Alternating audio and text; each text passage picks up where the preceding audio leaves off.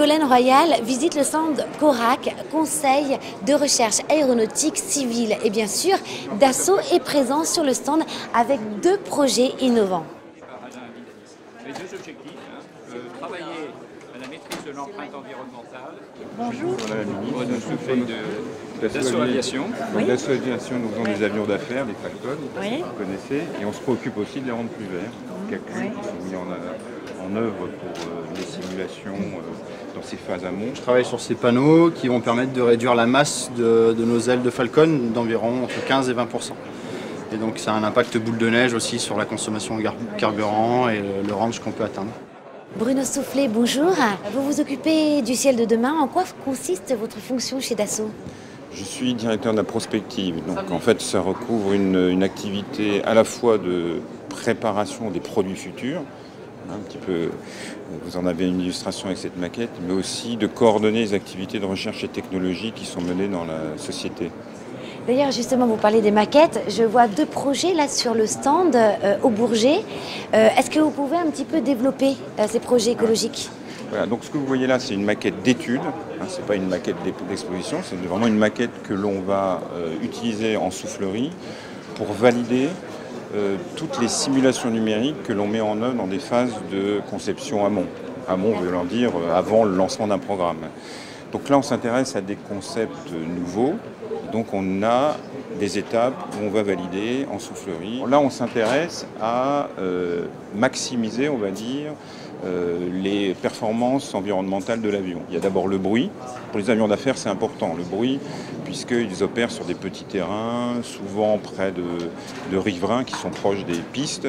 Et donc, il faut assurer le minimum, évidemment, de gêne. Et donc là, on s'intéresse à des formules qui permettent de masquer le bruit généré par le jet arrière qui se développe derrière le réacteur.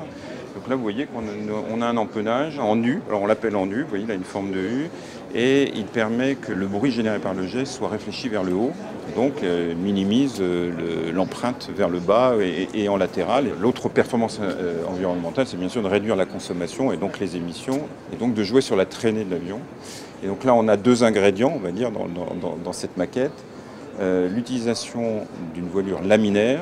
Alors, une voilure laminaire, c'est qu'on essaye de retarder la transition entre l'écoulement laminaire et l'écoulement turbulent. L'écoulement turbulent amenant à des traînées, des coefficients de frottement, des frottements plus importants. Donc on retarde la transition de façon à ce que la traînée de la voilure soit minimum. Et l'autre ingrédient, c'est l'ajout, vous voyez, de ces surfaces portantes à l'avant de l'avion, de façon à minimiser ce qu'on appelle la traînée d'équilibrage. Elles servent à équilibrer l'avion. Et donc, en ayant ces surfaces à l'avant, on diminue la déportance de la surface arrière. Et donc, on a une formule qui amène à moins de traînée d'équilibrage. Là aussi, on joue sur la traînée globale de l'avion. Cette maquette ne représente sans doute pas ce que sera le futur Falcon, mais certains ingrédients pourront sans doute être embarqués sur le produit futur des années 2020-2025. D'autres projets, c'est travailler sur les matériaux pour là aussi aller vers une performance accrue en minimisant la masse de l'avion, le poids de l'avion. Alors là, vous avez aussi un panneau d'études. Vous voyez, il n'est pas fini, etc. Mais il permet de nous assurer que nous maîtrisons la conception et la fabrication de panneaux composites avec des raidisseurs et qui remplaceraient à terme les panneaux de voilure métalliques que nous avons aujourd'hui sur nos Falcon.